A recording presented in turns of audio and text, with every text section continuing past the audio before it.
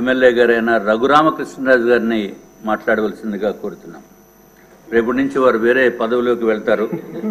అందుకు ప్రాబబ్లీ కొంచెం ఓపెన్గా మాట్లాడగలిగే అవకాశం ఈరోజు తమరికి ఇస్తున్నాం.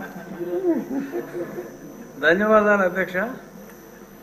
రేపటి నుంచి నా కష్టాన్ని గుర్తించి ఈరోజే నాకు మాట్లాడే అవకాశం ఇచ్చినందుకు మీకు నా హృదయపూర్వక ధన్యవాదాలు.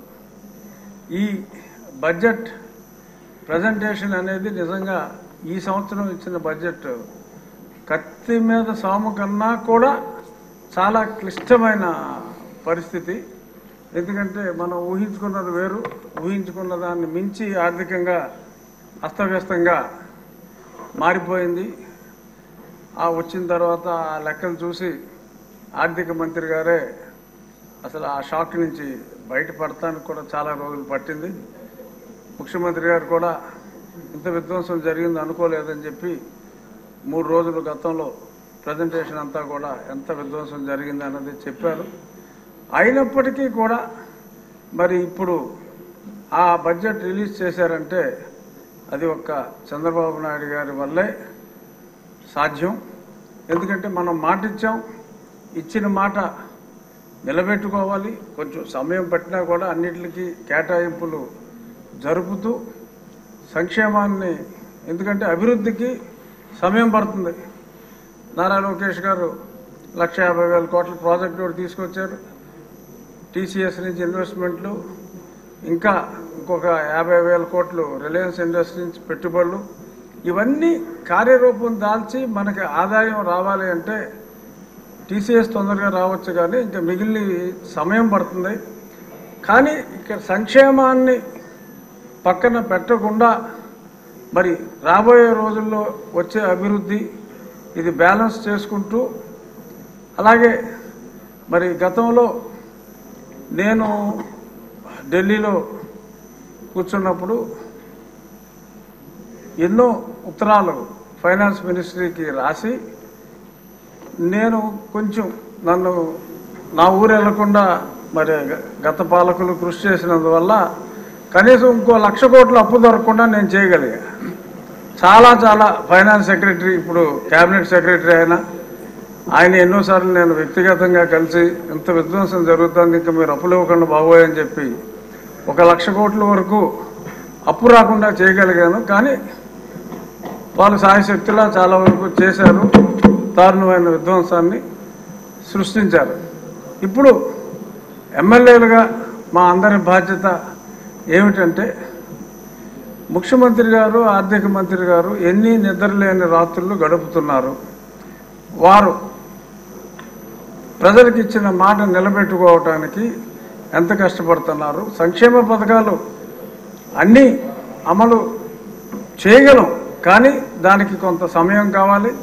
ప్రతిపక్ష పార్టీలు ఇక్కడికి రాకపోయినా వాళ్ళు రోజు ఇంట్లోనే ఒక సెట్టింగ్ వేసుకుని మరి మాట్లాడుతున్నట్టుగా మరి మీడియాలో చూస్తున్నాం. బురద చల్లటం చాలా ఈజీ, కానీ మరి ఇప్పుడు మాట ఇచ్చిన తర్వాత అమలు ఖచ్చితంగా అవుతుంది. కానీ పరిస్థితిని మా ఎమ్మెల్యేలందరూ కూడా నియోజకవర్గ ప్రజలందరికీ తెలియచేయాలి. ఒకదాని తర్వాత ఒకటి, ఒకదాని తర్వాత అన్నదాత సుఖీభావ కానీ ఇంకా మహిళా నిధి, ఇవన్నీ కూడా జరుగుతాయి. ఒకే 6 నెలల్లో అభివృద్ధి కొంచెం పట్టాలు ఎక్కించి స్టెప్ బై స్టెప్ అన్నవన్నీ చేస్తాము అన్న మెసేజ్ని ప్రజలందరికీ మా శాసనసభ్యులు ఖచ్చితంగా తెలియచేయాలి. ప్రజలు అర్థం చేసుకుంటారు. ఎందుకంటే ఇప్పుడు మనం ఎఫ్ఆర్బిఎం చట్టం అనేది 2003లో వచ్చింది. ఎఫ్ఆర్బిఎం చట్టం వచ్చినప్పుడు దాని ముఖ్యోద్దేశం ఏంటంటే మన రెవెన్యూ డెఫిసిట్ 0 ఉండాలి, ఫిస్కల్ డెఫిసిట్ 3%ని, గ్రాస్ ఫిస్కల్ డెఫిసిట్ 3% దాటకూడదు అనే స్పష్టమైన ఒక ఉద్దేశంతో 2018 కల్లా 0 రెవెన్యూ డెఫిసిట్ ఉండాలంటే, అప్పట్లో మనకి చంద్రబాబు నాయుడు గారు గతంలో ముఖ్యమంత్రి చేసినప్పుడు సంక్షేమ పథకాలు ఉన్నా ఆ తర్వాత కూడా కొన్ని సంవత్సరాలు మనకి రెవెన్యూ డెఫిసిట్ లేకుండానే ఉన్నాం. కానీ రాను రాను అలా తగ్గించాలరా బాబు, పైనుంచి 0 అంటే కింద నుంచి పైకి వెళ్లాల్సిన పరిస్థితి మనకు వచ్చింది. ఉత్తరప్రదేశ్ లాంటి రాష్ట్రం వాళ్ళు ఎక్కడో ఉన్నవాళ్ళు ఇప్పుడే లోకేష్ గారు కూడా చూశారు, సుమారు 70,000 కోట్లు సర్ప్లస్ రెవెన్యూలో ఉత్తరప్రదేశ్, అరౌండ్ 40,000 కోట్లు సర్ప్లస్ బడ్జెట్లో ఒరిస్సా ఉంది. అందరూ ఆంధ్ర రాష్ట్రాన్ని చూసి అప్పుడు చంద్రబాబు నాయుడు గారు ముఖ్యమంత్రిగా ఉన్నప్పుడు ముక్కు నేలేసుకునేవారు, వాళ్ళని చూసి నవ్వేవాళ్ళం మనం. ఇప్పుడు మన పరిస్థితి ఎలా ఉంది, వాళ్ళ పరిస్థితి ఎలా ఉంది.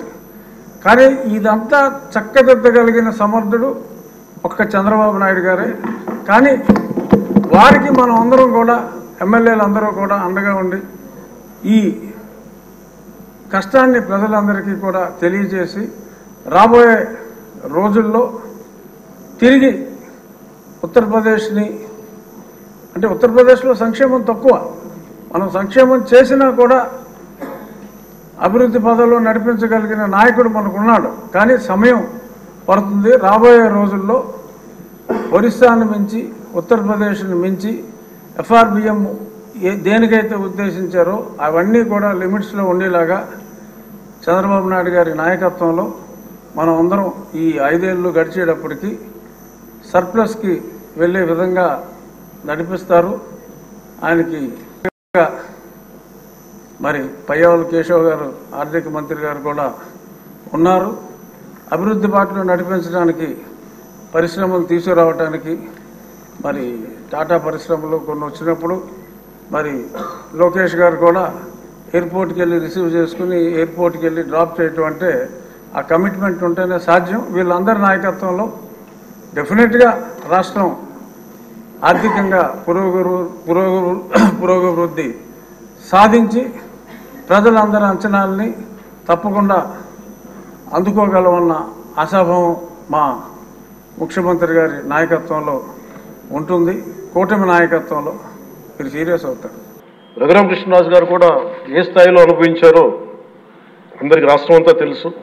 కానీ చాలా పెద్ద మనసుతోటి ఆయన వస్తే చాలా మనసు విప్పి నవ్వుతూ మాట్లాడడం చాలా ఆనందం కలిగించింది. మీ నుంచి మేము నేర్చుకోవాలి. ఎంత అంటే దాడి చేసిన, హాని చేసిన మీ పెద్ద మనసుకి సభాముఖం మీ అందరికీ మీకు ప్రత్యేకించి మీకు ధన్యవాదాలు చెప్తాను. మీ అందరి నుంచి మీ నుంచి స్ఫూర్తి తీసుకుంటాం. మీ నుంచి కూటమి నాయకత్వంలో పవన్ కళ్యాణ్ గారు, భారతీయ జనతా పార్టీ కూటమి నాయకత్వంలో ఖచ్చితంగా అభివృద్ధి వైపు పరుగులు తీస్తామని చెప్తూ చంద్రబాబు నాయుడు గారి నాయకత్వంలో మరింత ముందుకు సాగి పునర్వైభవం ఫర్ ఆంధ్రప్రదేశ్ వస్తుంది అని విశ్వసిస్తూ నాకు ఈ అవకాశం గుర్తు చేసి మరీ ఇచ్చినందుకు థ్యాంక్ యూ. ధన్యవాదములు. మీరు పడిన కష్టాలన్నింటినీ కూడా అందరూ కూడా గుర్తించారు. ముఖ్యంగా గౌరవనీయులైన చంద్రబాబు నాయుడు గారు, పవన్ కళ్యాణ్ గారు, అట్లాగే కూటమి అన్నాం కాబట్టి భారతీయ జనతా పార్టీ కూడా గుర్తించిందని మరి ఒకసారి తెలియజేసుకుంటూ, చంద్రబాబు నాయుడు గారు, ముఖ్యమంత్రి గారు తమరికి రచ్చబండ కార్యక్రమం రోజు ఇబ్బందులు లేకుండా మంచి ఉన్నత పదవిని తమరికి ఇచ్చినందుకు మరి ఒకసారి ధన్యవాదములు.